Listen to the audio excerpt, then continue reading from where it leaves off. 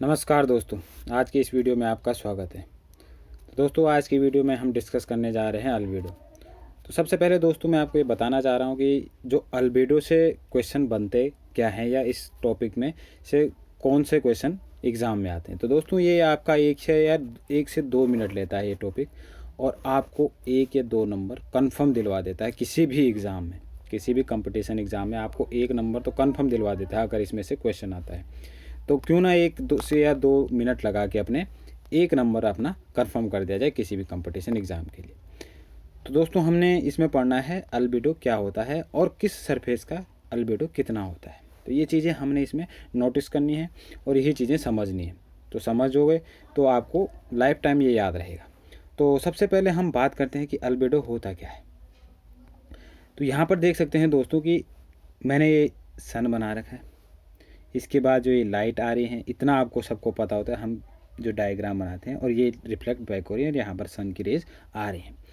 तो जो अल्बेडो है वो एक रेशियो है किस किस के बीच, जो ये लाइट आ रही है और जो ये रिफ्लेक्ट बैक हो रही है, इन दोनों के बीच जो रेशियो बनता है वो क्या कहलाता है, इस सरफेस का। जिस सरफेस पे वो सन रेज टकरा रही है और जहाँ से रिफ्लेक्ट बैक हो रही है, उस सरफेस का क्या कहलाएगा, ये अल्बेडो कहलाएगा। अगर मैं बात करता हूँ कि ये सन रेज जब आ रही हैं तो इस ट्री से टकरा कर ये 40% क्या करती हैं, रिफ्लेक्ट बैक करती है, और जो सन रेज आ रही है वो क्या है, 100 अपने आप में 100 होती हैं।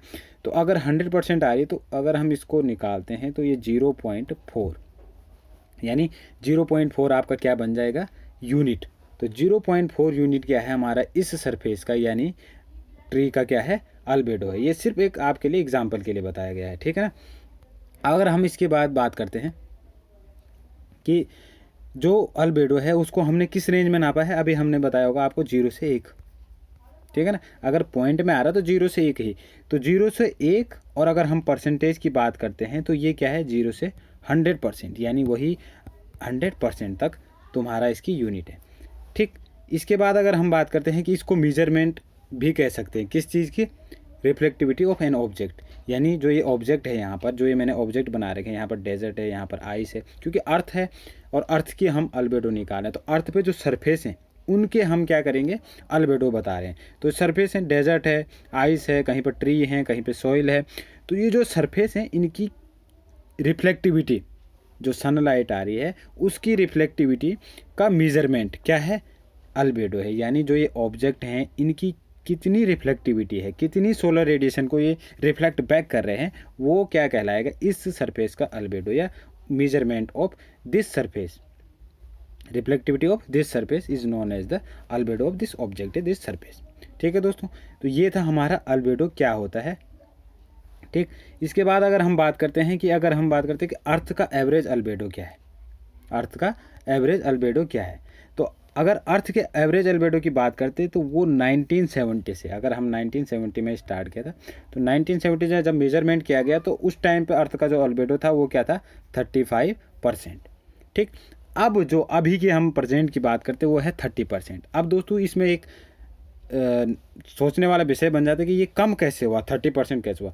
तो जो दोस्तों जो हमारा क्या है, ग्रीन हाउस गैसेज है। तो ग्रीन हाउस गैसेज कौन सी हैं वो आप कमेंट बॉक्स में बताना मुझे कि कौन कौन सी ग्रीन हाउस गैसेज हैं। तो जो ग्रीन हाउस गैसेज हैं वो क्या है, जो लॉन्ग वेव रेडिएशंस होती हैं और शॉर्ट वेव रेडिएशंस। तो ये दोनों याद रखना, सिर्फ अभी के लिए याद रखना, क्योंकि अब हम इसको डिस्कस करेंगे तो वो हम हीट बजट, हमारा एक टॉपिक आएगा क्या, हीट बजट, तो उसमें हम उसको डिस्कस कर लेंगे। तो जो ग्रीन हाउस गैसेज होती हैं, जो शॉर्ट वेव रेडिएशन होती है, यानी जो सन से अर्थ के लिए आती हैं वो शॉर्ट वेव रेडिएशन होते हैं, SWR, ठीक है। और जो वापस जाते हैं वो होते हैं LWR, यानी लॉन्ग वेव रेडिएशन, ठीक। तो जो ये शॉर्ट वेव रेडिएशन होती हैं वो ग्रीन हाउस गैस जो होती हैं वो उसके लिए ट्रांसपेरेंट का काम करती है, यानी उसको एब्जॉर्ब नहीं करती हैं शॉर्ट वेव रेडिएशन को, जबकि जो लॉन्ग वेव रेडिएशन होती हैं उसको क्या करती हैं, वो एब्जॉर्ब करती हैं। तो इसलिए जो रिफ्लेक्टिविटी है अर्थ की वो कम होती गई, और जो आज प्रेजेंट डे में है वो 30% है, क्या, अल्बेडो जो है रिफ्लेक्टिविटी, ठीक। अगर हम लोवेस्ट अल्बेडो की बात करते हैं तो लोवेस्ट अल्बेडो है हमारा जो डार्क सोइल है, क्योंकि वो क्या करती है, अगर हमें पढ़ा भी है कि ब्लैक बॉडी जो होती हैं वो क्या करती हैं, मैक्सिमम सनलाइट को या जो रेडिएशन को है वो एब्जॉर्ब करती हैं, ठीक है। तो उसका रिफ्लेक्शन क्या होगा, लोवेस्ट हो जाएगा।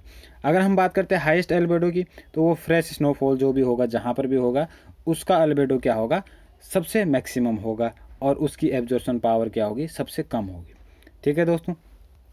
इसके बाद एक टेबल है, इसमें से क्वेश्चन आ जाता है कि ऑप्शन दिया रहेगा कि which one of the following have lowest या मिनिमम अल्बेडो या मैक्सिमम अल्बेडो।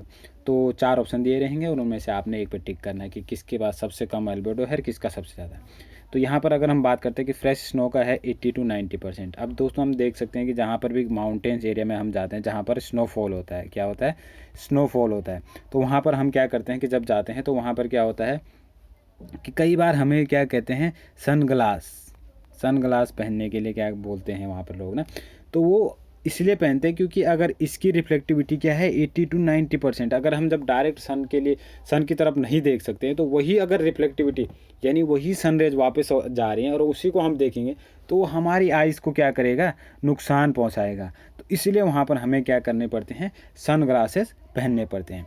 अगर हम दूसरा बात करते हैं डेजर्ट, तो डेजर्ट का है 35 to 45%, ग्रास का है 26%, क्रॉप्स का है 15%, ब्रिक कॉन्क्रीट का है 10 to 20% और वाटर का है 6 to 10%।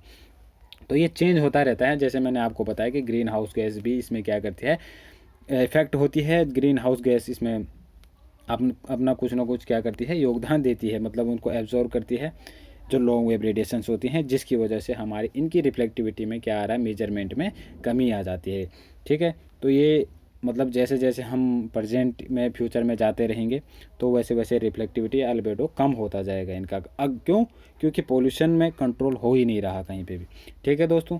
तो आज की वीडियो में इतना ही था। इस वीडियो में से जो क्वेश्चन आएगा, या तो आपको डेफिनेशन पूछ ली जाएगी व्हाट इज़ अल्बेडो, और या तो average albedo of the earth पूछा जाएगा, या हाईएस्ट अल्बेडो किसका होता है, या लोवेस्ट अल्बेडो किसका होता है, या 4 ऑप्शन दिए रहेंगे और उनमें से एक ऑप्शन पर टिक करना होगा आपको कि किसका अल्बेडो सबसे मैक्सिमम है या किसका सबसे मिनिमम है।